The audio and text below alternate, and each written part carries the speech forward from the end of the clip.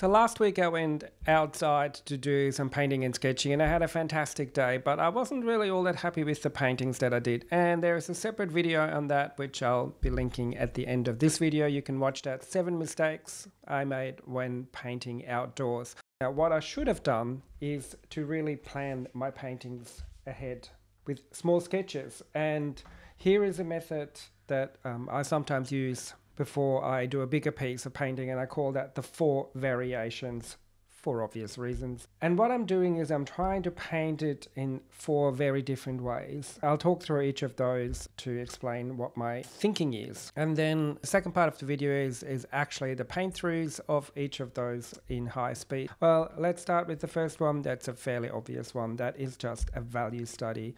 This is really just looking at the different relationships between light and dark.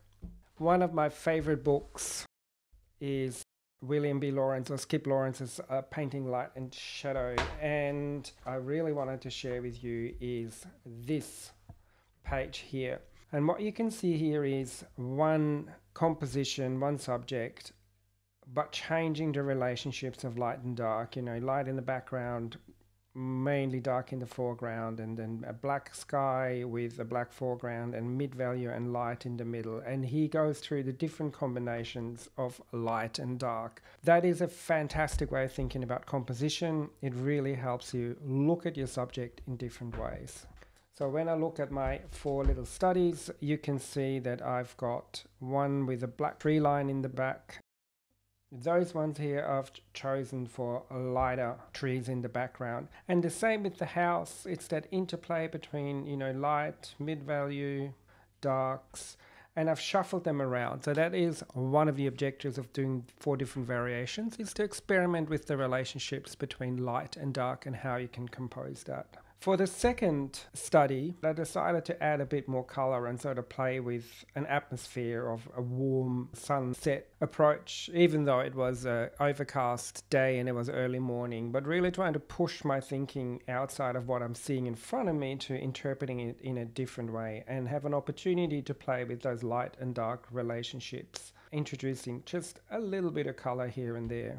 When it comes to number 3, this is probably the closest to what I would paint normally in a landscape painting. As you can see, there are relatively true colors, taking on this value relationship here with the lights and the mids and the darks, but introducing a bit more local color. I call this the Sago approach. I'm very much inspired by Edward Sago, one of the greats in watercolors. When we look at the painting like that one, it looks simple. It is by no means easy and simple to achieve, but it's very free, very fluid, lots of wet and wet, and simple shapes, not a lot of detail. Okay, you can see I've tried a different tree here, bigger dark mass, simple shapes for the houses. And when it comes to the 4th version, I've taken my cues from Skip Lawrence's book. He is very strong on painting only the dark sides of things. Anything that receives light from the top, such as roofs, will just leave white. You can see that here, the beautiful example of that one.